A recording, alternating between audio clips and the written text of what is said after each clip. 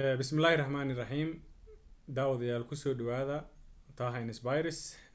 gaar ahaan dersigeeni afmaay koorsideeni afmaay si sahlan u baro lahjada maayga ee af Soomaaliga maanta dersigeeni wuxuu ku saabsan yahay 10 erey ayaan baranaynaa 10 erey oo muhiim ah iyo siyaabaha looga dhawaaqo iyo macnahooda afmaay wax lagu yiraahdo ayaan baranaynaa marka insha Allah ereydu waxaan ognahay ereydu waxay ka mid yihiin qofka looga darabo meelaha ugu muhiimsan ee qofka hadii uu erey badan u yaqaano luqadaasna uu si fiican ugu hadli karo ay ka mid tahay marka aan aragno 10 erey oo aan maanta insha Allah dersigeena aan ku qaadan doono maxay yihiin halkaas 10kaas erey ayaan halkan ku qaadanaynaa maxay marka ereydan ereygeena koowaad ee halkan inoo qoran waxa way waa ereyga koowaad waa halkan inoo qoran waa ersheegad ersheegad maxaa laga wadaa ersheegad maxaa laga wadaa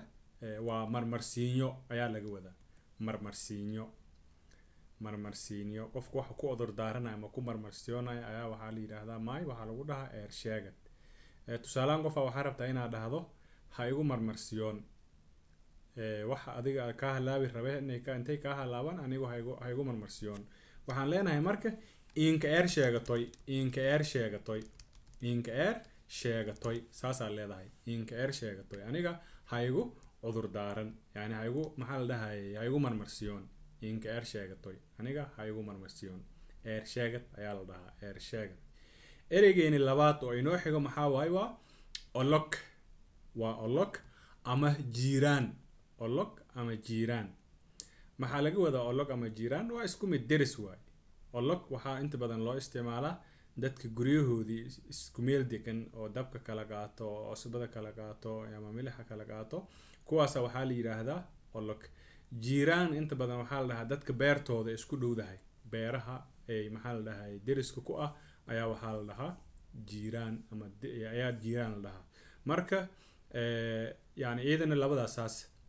waxaa dhihi kartaa yaa deris la tihiin rabtaa inaad dhahdo ay olog leeting yaa deris la tihiin way ay olog leeting yaa deris la tihiin yaa deris la tihiin olog marka waxaan dhahnay waa deris way yaa deris la tihiin ereygeeni xigo aan aragno waxaa la yiraahdaa bogtaal ama kiinan aa la dhahaa bogtaal ama kiinan waa laba erey oo macnahaan isu dhow waaye waxaana laga wadaa qax ayaa laga wadaa qax qof inuu meel ka qaxo meel kale loo qaxo inta badan bogtaasha waxaa loo isticmaalaa yani marka digaal aad ka cararaysid gaar ahaan wadanka gudihiisa meel ka mid ah isla meel ka mid ah wadanka gudihiisa aad aadaysa waxaa la dhahaa bogtaal ayaa la dhahaa waxa laga cararayo waa colaad ilaah naga hayo colaad marka laga cararayo ayaa waxaa la yiraahdaa bogtaal yani dadkii reer hebel aawe reer hebel bogtaalen dadkaas bogtaalen qaxen digaal ay ka qaxeen bogtaalen ayaa la dhahaa kiinaan maxay tahay marka kiinaan iyadana waxay tahay marka baahi ay dhacdo ama abaar ay dhacdo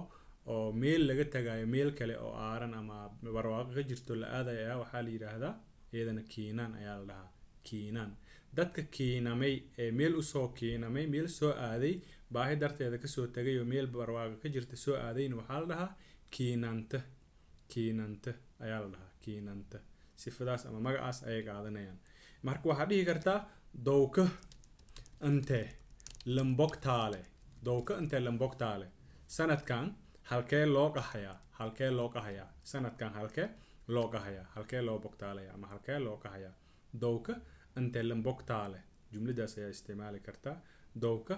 inte lambogtaale bogtaal marka waxaan dhahnay waa qixitaanka dagaal laga qahayo way kiinaan waxa way qixitaanka gaajada laga qahayo ayaa la yiraahdaa ilaahay subhanahu wa ta'ala hanaga hayo labadaas boqol iyo colaad iyo gaajaba labadaas ilaaha naga hayo ereygeena afaraad aan aragno ereygeena afaraad muxuu yahay ereyga afaraad halka inoo qoran waxa way waa baal dhawaaqay ku xiran tahay luqad kasta waxay leedahay ereyo qoraalkooda isku mid ah balse macnahooda kala duwan yahay ayaa jiro ereygan saas ayuu ka mid yahay tusaalaan baal shimbirka baalshay ayaa dhihi kartaa shimbirka baalkiisa waa la dhihi karaa laakiin halkan waxay ugu jirtaa qof agtiisa ama walax agtooda yani inte roogta ayaan ku dhahay intee joogta ayaan ku dhahay markaas qofku waxa dhihi rabtaa agtaadan jooga meel aan ka fogeyn ayaan joogaa baalawa rooga agtaadan jooga baalawa rooga ayaa dhihi kartaa ama waxa dhihi kartaa aliyow baalis ya rooga ali agtiisa ayaan joogaa ayaa dhihi kartaa aliyow baalis ya rooga taasna marka waxa weeye baal marka waxa weeye agta way yani qofka wax meel u dhowaay ereyga inoo xigo waxa weeye waa saray ayaa inooga xigto saray waxaa loo isticmaalaa qofka aftahanka ah macnaha warka hadalka xilitaankiisa og ayaa waxaa la dhahaa saray hibil lan saray ew qofkaas qof hibil waa qof saraya waa qof aftahan ah oo hadalka helistiisa yaqaano saray ayaa la yiraahdaa saray tusaale waxaa dhihi kartaa si saray an hadal si saraya si aftahannimo ah u hadal si cad oo la fahmi karo oo hadal ayaa dhihi kartaa qofka si saray an hadal si saray an hadal ayaa dhihi kartaa si saray an hadal marka waxaan dhahnay saray waxaan dhahnay waa qofka aftahan ama warkiisa la fahmo ayaa waxaa la yiraahdaa saray ereyga inooga xiga muxuu yahay ereyga inooga xiga waa neebse maxaa laga wadaa marka neebse qofka markuu soo daalo wuxuu u baahan yahay nasashadaas ayaa waxaa la yiraahdaa neebse waa nasasho waay neebse waa soo daasheen naso ayaa rabtaa inaad dhahdo waxaad leedahay hadaaley walaa nasoy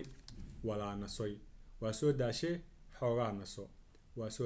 xoogaa naso ayaa la yiraahdaa hadaaley nasoy walaa neebsoy ama nasoy nabadood waa la isticmaalaa walaa neebsoy in waa la dhihi karaa walaa neebsoy neebse marka waxaa weeye waa nasasho waay neebse jumlada waxaa jirto marka masagada la tumayo oo kale la qaado oo la yiraahdo hoob noogdi isku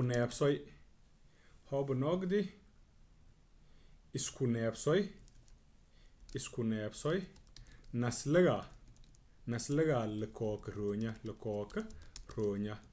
naslaga lakooka roonya hoob noogti isku neebsoy naslaga lakooka roonya haddaa daashay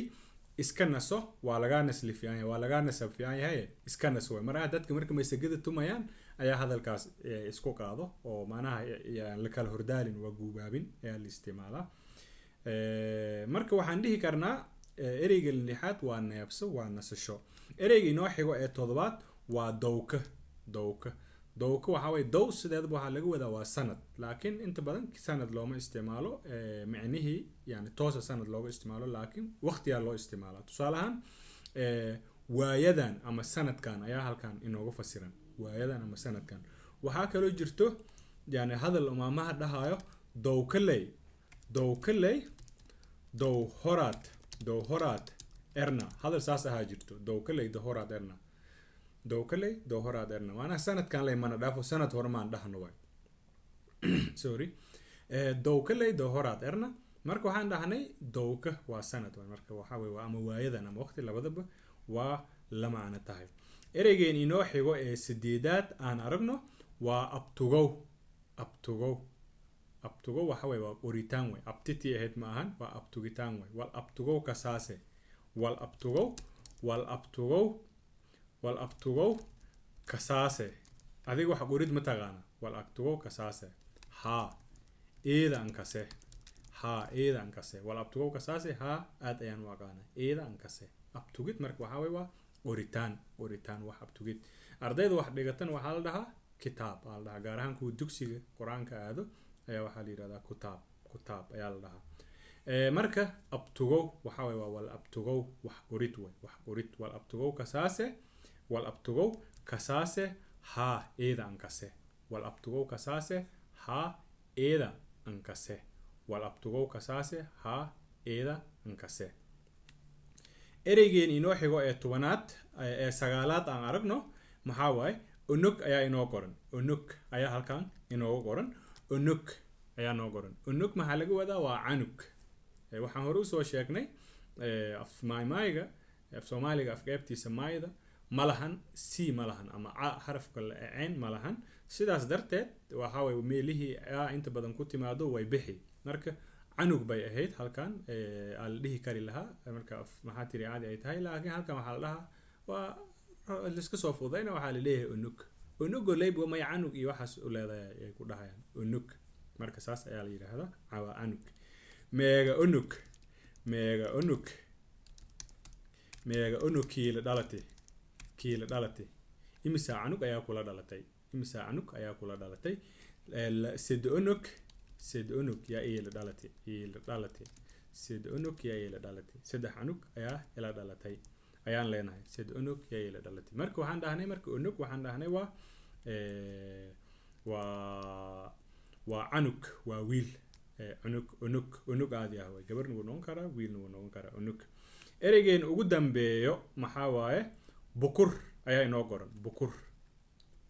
ayaa inoo qoran bukur maxaa waaye waa dhiisha caanaha lagu shubto ayaa waxaa la yidhahdaa